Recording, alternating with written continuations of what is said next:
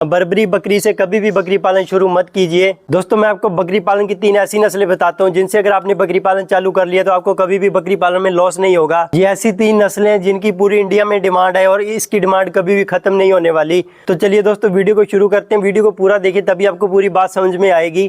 तो दोस्तों हमारी सबसे पहली जो नस्ल है वो है बर्बरी। अगर आप मीट पर्पज़ के लिए बकरी पालन करना चाहते हैं तो आप बर्बरी बकरी से ही बकरी पालन करना, क्योंकि ये एक ऐसी नस्ल है जो बहुत जल्दी वेट गेन कर लेती है। इस नस्ल की मीट के लिए बहुत ज़्यादा डिमांड रहती है क्योंकि ये बहुत जल्दी वेट गेन करती है। और दोस्तों इसके बाद आपको मार्केटिंग में भी इसकी कोई दिक्कत नहीं आने वाली, क्योंकि इसे आप लोकल में ही सेल कर सकते हो। जो कसाई होते हैं इसकी बहुत डिमांड करते हैं, इस जो नस्ल की बहुत डिमांड करते हैं, आप लोकल में इसे सेल कर सकते हो। और दोस्तों छोटी हाइट की होने की वजह से इसका खर्चा जो है बिल्कुल कम आता है।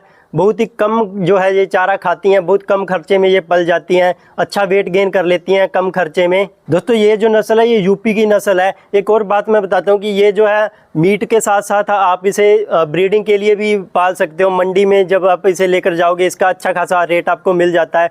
10-12 महीने में ये अच्छा वेट गेन कर लेती है। इसीलिए दोस्तों अगर आप सिर्फ मीट पर्पज़ के लिए अगर कोई नस्ल देख रहे हैं तो बर्बरी सबसे बेस्ट नस्ल है। बर्बरी से ही अपना बकरी पालन चालू कीजिए। अगर आप मिल्क पर्पज़ के लिए बकरी पालन करना चाहते हैं तो कभी भी आप बर्बरी बकरी से कभी भी बकरी पालन शुरू मत कीजिए। इसके बाद जो नस्ल आती है वो है सिरोही। दोस्तों सिरोही जो है ये राजस्थान की नस्ल है और इसे भी मीट के लिए लोग पालते हैं। मीट पर्पज़ के लिए अगर बकरी पालन करना चाहते हैं तो आप सिरोही से ही कर सकते हैं। सिरोही अच्छी नस्ल है क्योंकि ये हर एक क्लाइमेट में अच्छे से रह सकती है, चाहे गर्मी हो, चाहे सर्दी हो, चाहे बारिश का मौसम हो। ये अच्छे से अपने आप को एडजस्ट कर लेती है हर एक मौसम में और अच्छा खासा ये वेट गेन कर लेती है, जिससे आपको अच्छा खासा प्रॉफिट हो जाता है। अगर आप मीट के लिए बकरी पालन कर रहे हैं तो या आप सिरोही से कर सकते हैं या आप बर्बरी से कर सकते हैं। इसके बाद दोस्तों जो हमारी तीसरी नस्ल आती है वो है बीटल।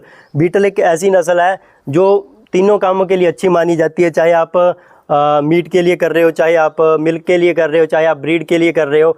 बीटल एक ऐसी नस्ल है दोस्तों जो बहुत जल्दी वेट गेन करती है और अच्छी खासी हाइट अपनी निकाल लेती है। ये पंजाब की नस्ल है, बहुत फेमस नस्ल है। जो मैं भी जो है बीटल पर ही अपना काम कर रहा हूँ क्योंकि मैं हरियाणा में हूँ। हरियाणा हमारे बॉर्डर पे जो है पंजाब है, इसीलिए हम बीटल पर अपना काम कर रहे हैं। बीटल बहुत शानदार नस्ल है दोस्तों। इसकी जो पहचान है वो इसके कानों से जो है अच्छी मानी जाती है। इसके कान जो है इसकी पहचान होती है, कान और इसके नाक का जो पंच होता है वो इसकी पहचान है।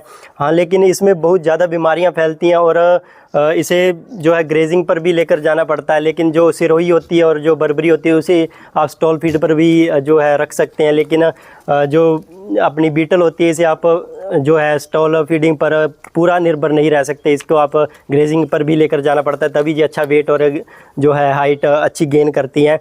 वरना अगर आप पूरा का पूरा स्टॉल फीड पर रखोगे तो अच्छे से वेट और हाइट ये नहीं गेन कर पाएंगी। दोस्तों ये जो नस्ल है अच्छा खासा वेट गेन कर लेती है, इसलिए आप मीट के लिए भी इसे पाल सकते हैं। मीट पर्पज़ के लिए बहुत अच्छा रिजल्ट आपको निकाल कर देगी। और अगर आप सोच रहे हैं कि मैं मिल्क पर्पज़ के लिए बकरी पालन शुरू करना चाहता हूं तो भी आप बीटल बकरी से ही शुरू कर सकते हैं, क्योंकि ये 2-3 लीटर आराम से आपको दूध निकाल कर दे सकती है पर डे का।